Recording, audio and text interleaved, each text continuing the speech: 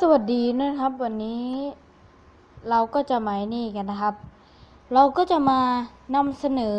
แอปหนึ่งนะครับเดี๋ยวแป๊บหนึ่งนะครับขอตัวไปรับโทรศัพท์ก่อนนะครับแป๊บหนึ่งแป๊บเดียว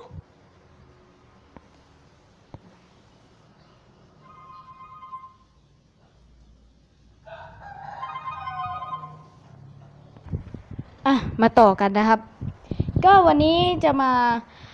แนะนำแอปเอฟเฟกต์เสียงนะครับสำหรับการแสดงหรือการอะไรต่างๆก็ลองเอาไปใช้กันได้นะครับ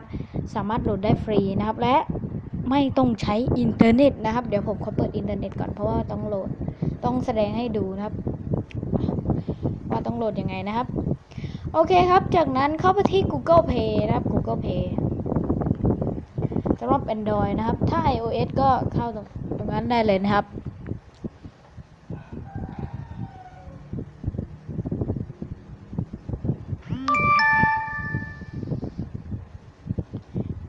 ต่อไปนะครับก็เป็น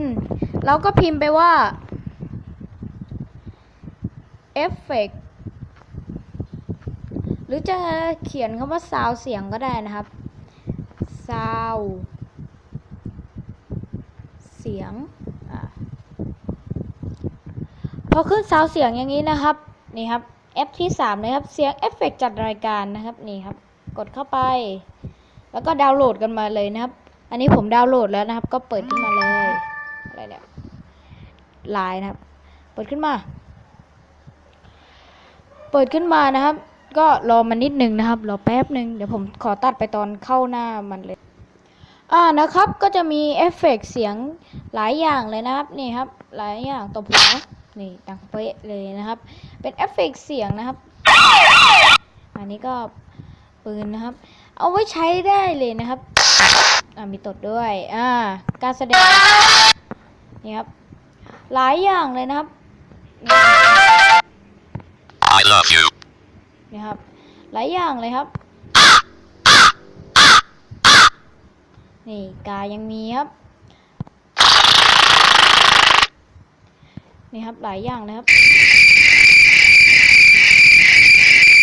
เอาไปสำหรับใช้มึกฟูดได้เลยครับอะไรแบบนี้ก็ประมาณนี้นะครับสำหรับแอปนี้นะครับแอปนี้มันก็โอเคนะครับโอเคเลยสำหรับผมนะครับขอลบแอปก่อนนะครับโอเคเลยนะครับแอปนี้ครับแอปนี้เลยนี่ครับกำลังวนอยู่